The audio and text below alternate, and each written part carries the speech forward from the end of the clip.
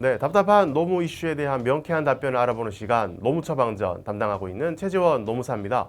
오늘은 채용의 두 번째 시간으로서 많이들 고민하시는 수습, 시용, 기간제 근로에 대한 내용을 가지고 와봤습니다. 함께 살펴보시죠. 많은 실무 현장에서 수습 기간을 활용을 많이 하고 계십니다.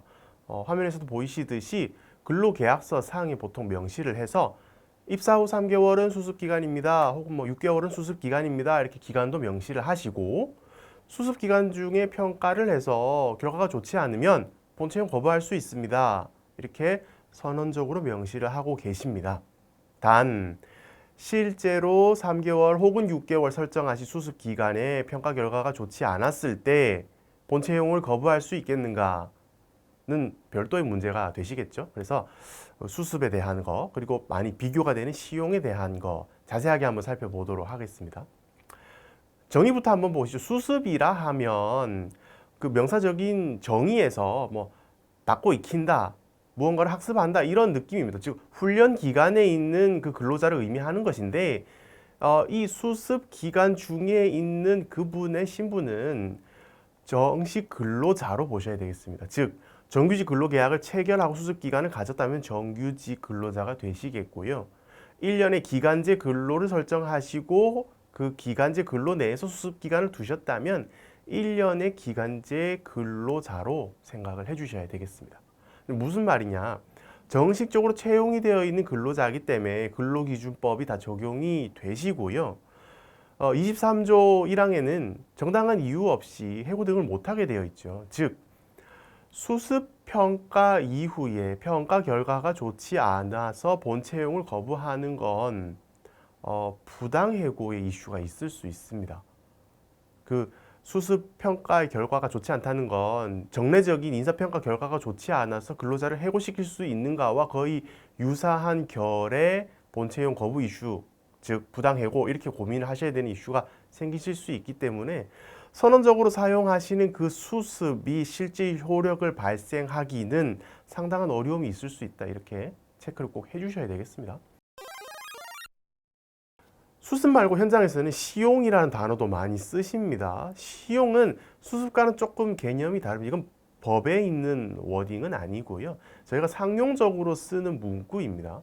즉 시험 삼아 한번 사용을 해보는 그 기간, 테스트를 해보는 그 기간을 저희가 시용 기간, 뭐 시용 근로자 이렇게 이야기를 하는데 수습 근로자에 비해서는 정식 근로자가 아니기 때문에 법적 테두리의 보호를 받을 확률이 조금 더 낮습니다. 단 그렇다고 하더라도 일정 기간 동안 근로계약의 해지가 유보되어 있다고 보는 이 시용 근로자라고 하더라도 합리적인 이유가 없이 그냥 함부로 해고를 할 수는 없는 것이죠.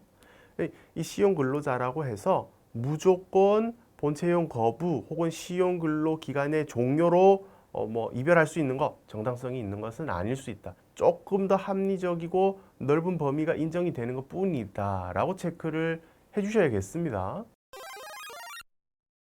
네, 금방 살펴보신 수습, 시용 그 개념에 대해서 간략하게 비교를 해보자면 수습 근로자는 그 상태가 정식으로 채용이 된 근로자라고 보셔야 되겠습니다. 시용은 아직 정식 채용이 되지 않은 근로자 이렇게 보시는 게 가장 큰 차이점이라고 하실 수 있겠고 정식으로 채용된 근로자인 수습 근로자는 당연히 근로기준법에 적용을 받습니다. 시용 근로자는 근로기준법에 적용이 전면 적용은 되지 않지만 해고와 같은 이슈에서는 근로기준법 23조의 정당한 이유보다는 조금 더 넓은 합리적인 이유를 따지게 된다. 이 부분이 가장 명확한 차이가 되시겠죠. 그리고 만약에 수습기간 근로자라면 1년 이상의 기간을 근로계약하고 3개월까지의 수습기간은 최저임금의 90%까지 적용하실 수 있는 것도 수습근로자의 특징이라고 하실 수 있겠습니다. 네, 금방 살펴보셨던 시용의 개념이 현장에서 많이 없어진 이유는 지금부터 보실 기간제 근로자의 활용이 현장에서 넓어지면서부터입니다. 기간제 근로자란 기간제 및 단시간 근로자 보호 등에 관한 법률에서 규정하고 있듯이 그 기간에 정함이 있는 근로자를 의미합니다. 기간의 정함이 없으면 정년까지 일하시는 정규직 근로자가 되시겠죠. 기간의 정함은 2년을 초과하지 않는 범위에서 사용하실 수가 있습니다. 2년을 초과하신다면 정규직 근로자가 되시는 거겠죠. 단 금방 말씀드린 관련 법의 4조 1항 각 호를 보시면 2년을 초과하여 기간제를 사용하실 수 있는 경우도 명시가 되어 있습니다. 만약에 사업장에서 이 각 호의 사유에 해당이 되신다면 2년을 초과해서도 기간제 근로자를 사용할 수 있구나 이렇게 생각해 주시면 되겠습니다. 살펴보시자면 1호에 사업의 완료나 특정한 업무의 완성까지 필요한 기간이 정해진 경우, 혹은 2호에 휴직이나 파견 등 결혼이 발생해서 그 결혼자가 복귀할 때까지 그 업무 대신할 필요성이 있는 경우, 3호는 학업이나 직업훈련 등 이수함에 따라서 그 이수기간이 사전에 정해진 경우, 4호 같은 경우에 많죠. 55세 이상의 고령자를 사용하시는 경우, 5호에 이제 전문 지식이나 기술의 활용이 필요한 경우, 예를 들어서 박사 학위를 가지신 분이라거나 변호사라든가 회계사분들을 사내에 채용하는 경우, 대통령령으로 정하는 나머지 경우 등 이렇게 각 호에 해당되는 근로자라면 2년을 초과해서 기간제 근로자를 사용해 보실 수도 있습니다. 앞전에 살펴보신 수습 근로자, 지금 살펴보신 기간제 근로자는 채용 단계에서 실무자들이 많이 고민하시고 비교하는 포지션들입니다. 사실 이 두 포지션이 명확하게 다른 것이라 모집 공고를 낼 때부터 고민을 명확하게 하셔서 결론을 내시고 모집 공고 내시고 근로계약 체결하시는 것이 좋겠습니다. 예를 들어 수습 근로자는 신규 입사자가 경력직이든 신입이든 당사에 혹은 그 직무에 적응할 훈련 기간이 필요한 경우에 3개월이나 6개월 정도의 수습 기간을 두고 정식 채용을 하는 근로자로 생각을 하고 사용하셔야 되겠고요. 기간제 근로자는 금방 말씀드렸듯이 그 기간이 정한 그 기간만큼만 필요한 포지션인 경우에 기간제를 내시거나, 혹은 1년 정도 같이 업무를 해보고 기간을 갱신하거나 정규직으로 전환 여부를 실질적으로 판단해야 되는 그 TO의 경우에 기간제 근로자를 사용하시는 게 조금 더 부합하시겠죠. 그래서 수습 근로자, 기간제 근로자는 명확하게 다른 것이고, 조직의 니즈가 무엇인지 명확하게 판단하셔서 모집 공고부터 내시고 근로계약서 작성하시는 게 주요하시겠습니다.